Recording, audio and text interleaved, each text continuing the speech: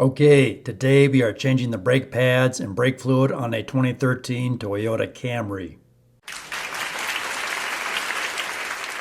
Okay, so here's the brake pads I'm using today. This Toyota Camry takes .3 brake fluid, and we're using some brake grease. And if you are like me and you are on a tight budget, you don't have to have fancy tools. Here's the basic tools I'm using today. Little hydraulic bottle jack, C-clamp, open-end box wrench, combo wrench, the tire lug nut wrench, some gloves, brake cleaner, some wood blocks, and a rubber mat to protect my knees. And then I'll have a drain pan to collect any debris. Start off by chalking your tires for safety. We'll pop the hood. There's the brake reservoir, brake fluid reservoir. You can see the old fluid is kind of dirty. Remove the cap. Now I also going to remove this screen. And I'm removing the screen so I can remove as much of the brake fluid from that brake fluid reservoir as I can. Obviously, I'm not going to be able to get all the brake fluid out of the entire system, but a good bit of it. So again, I'm first going to break loose all the lug nuts before I jack the car up. And I do not have an impact gun, so I'm just using the tire iron the car came with. Getting everything ready. So there is a specific jack point on these cars. Make sure you jack the car up at those specific jack points, not just any random place. I'm using this little hydraulic bottle jack. They don't cost very much. You can buy them at your local auto parts store, Harbor Freight, Lowe's, Amazon, eBay, etc. So there's a jack point. Or you can even use the jack that came with the car if you want. But you never want to rely on just a jack. You want to put some wood blocks underneath the frame as well. So in case that jack fails, the wood blocks will still hold the car up. Like so. Remove the lug nuts and remove the tire. And I'm going to put a little bungee cord up here. That's going to hold the brake caliper to take tension off of the brake line. You'll see how I use that here in a minute. I'm just going to wire brush off this surface rust on the rotor. I'm not replacing the rotors today. These ones still look fine. They're not warped. They don't wobble. I replaced them a few years ago.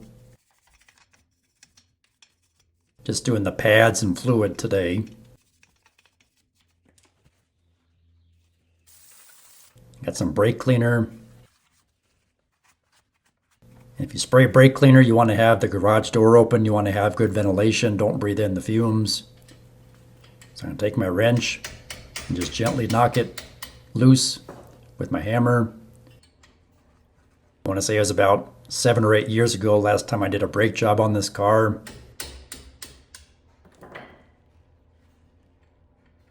And there's 2 bolts that hold the caliper on that you have to remove, because we need to remove the caliper and hang it up out of the way to get our brake pads off.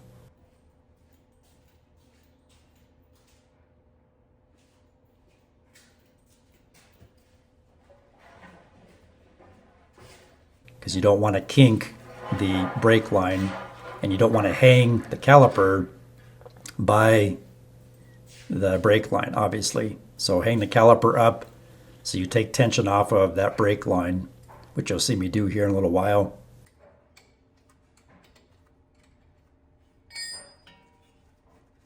And I like to get a small bucket to put all my hardware in so it doesn't get lost or roll away like this.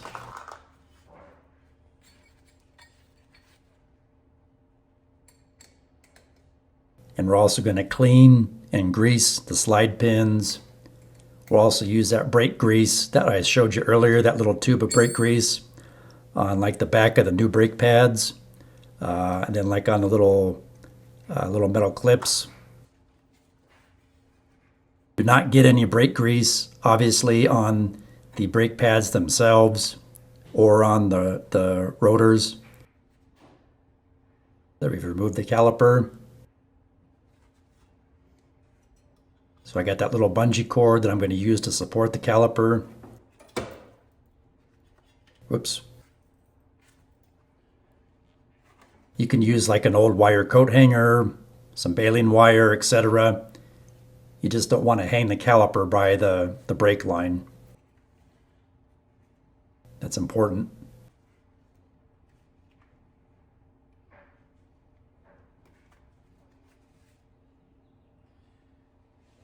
Something like that.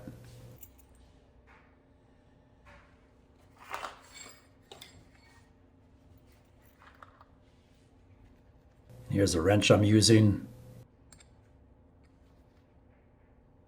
Yeah, it's a 14 millimeter.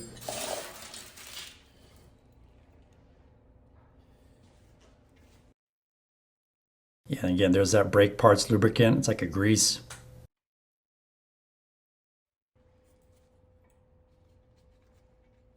And the kit comes with these new little spring clips. I'm going to replace those here today too.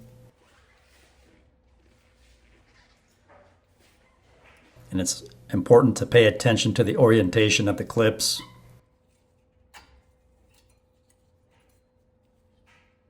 You see there's the old pads. Still got some meat left to them.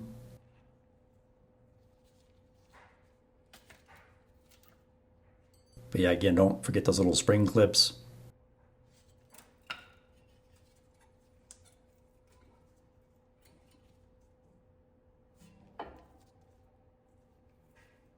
And little clips on the side of the brake pads as well. We'll replace those. I believe I bought these brake kits. There's a front kit and a rear kit. I want to say they're like 20, 30 bucks. They weren't too expensive on Amazon. They're ceramic. We use this big black drain pan to catch any dust and debris or brake cleaner as I spray it, so I'm not dirtying up my garage floor. Again, wear PPE, have the garage door open. You want to work on a smooth, flat, level surface. There's a new kit and the brake pads. See the part numbers. There's a front and rear kit. And again, it comes with the springs. And the front and rear brake pads are a different size and shape.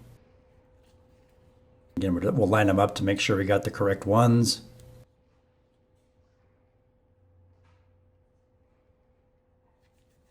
So you can kind of see the difference in thickness between the old and new.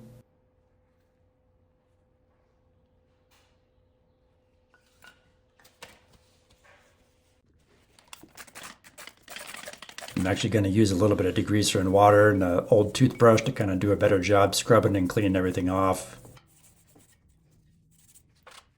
You also want to clean inside here, inspect that wheel cylinder, that brake cylinder, to make sure it's not leaking brake fluid.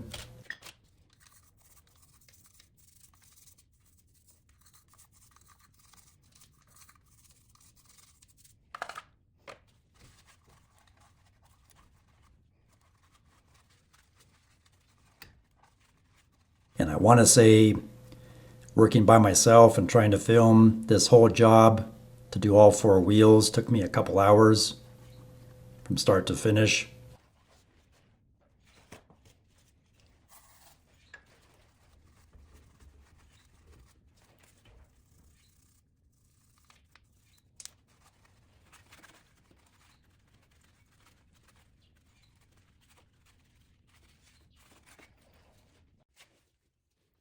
Okay, now the slide pins, you gently pull them out and take it easy on the little rubber boots.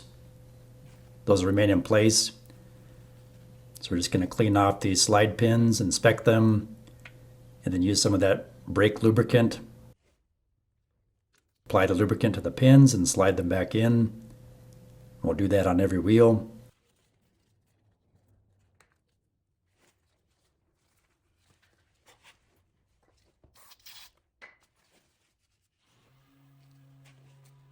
And then while I'm under here, I also like to look at the suspension components, make sure everything looks good.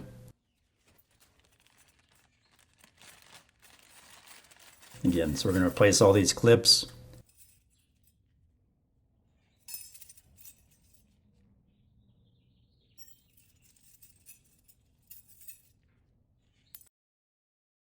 Again, that's what the parts look like. These are for the front wheels.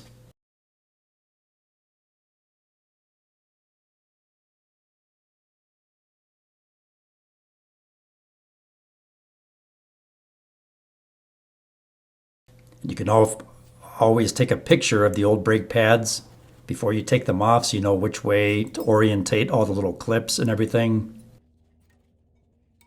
But they're pretty easy to snap in and snap out. Like so.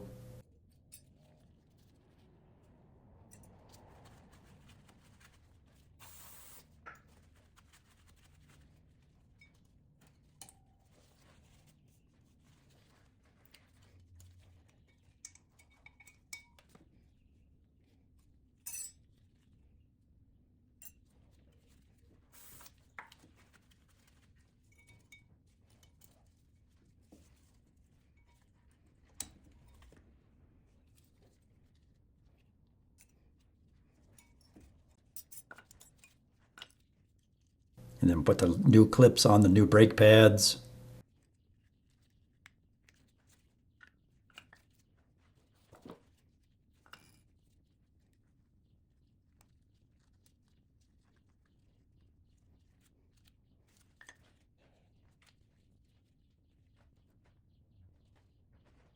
And then just putting a tiny dab of grease on those little metal clips that I installed. Again, being careful not to put any grease on the discs or the brake rotors. And these just pop in place.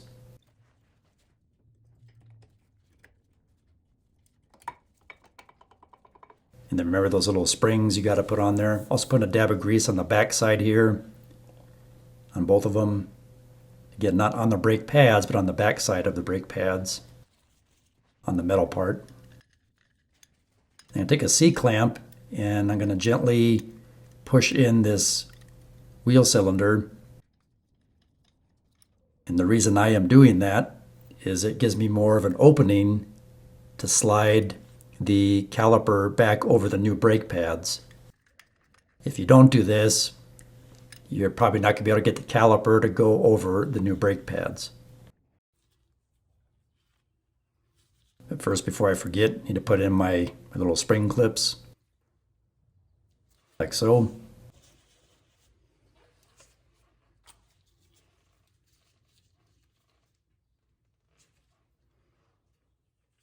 And again, I'm just taking a tiny bit of grease and putting it, you can see on these two surfaces, the mating surfaces that contact the back of the brake pads. Helps reduce chatter or brake squeal.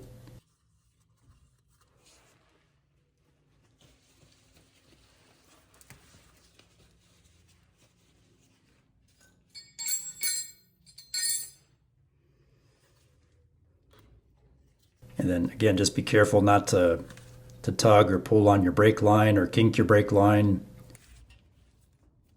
Just line up and then install your two mounting bolts.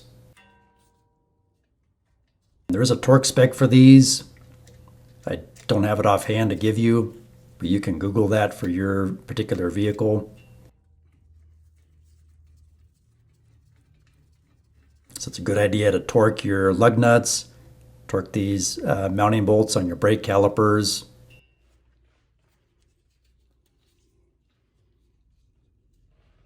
And a torque wrench you can buy just about anywhere, auto parts store, Amazon, eBay, etc.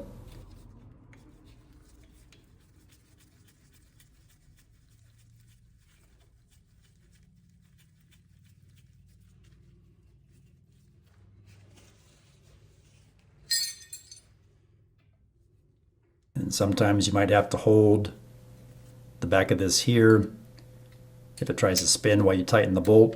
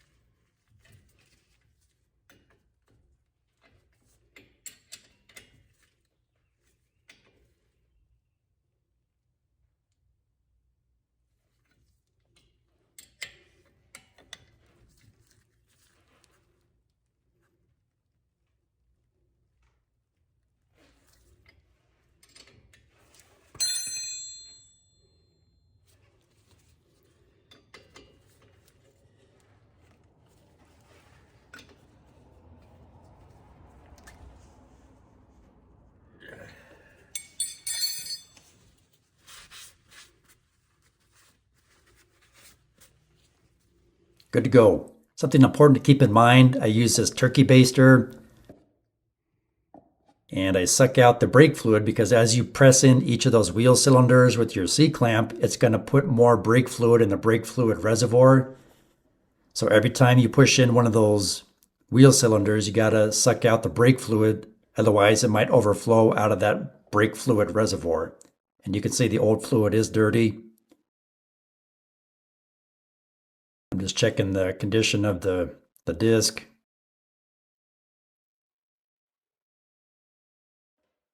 Get everything out of the way. And this one's done. And go ahead and put the wheel back on.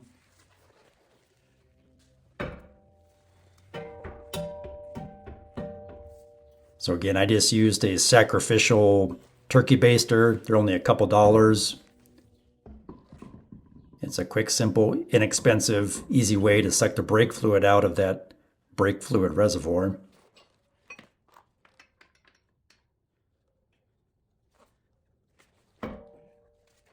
Again, go ahead and loosely put on all the lug nuts.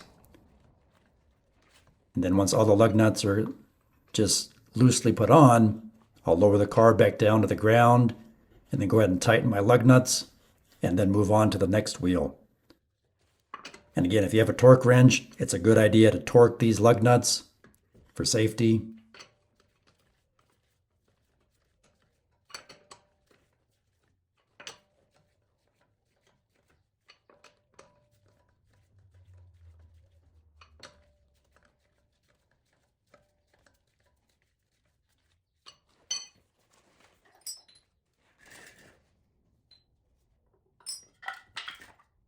So get the wood blocks out of the way and lower the jack.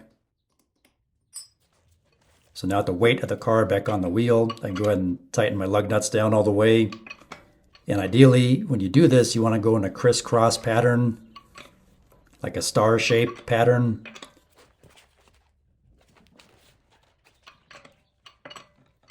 I hope that makes sense.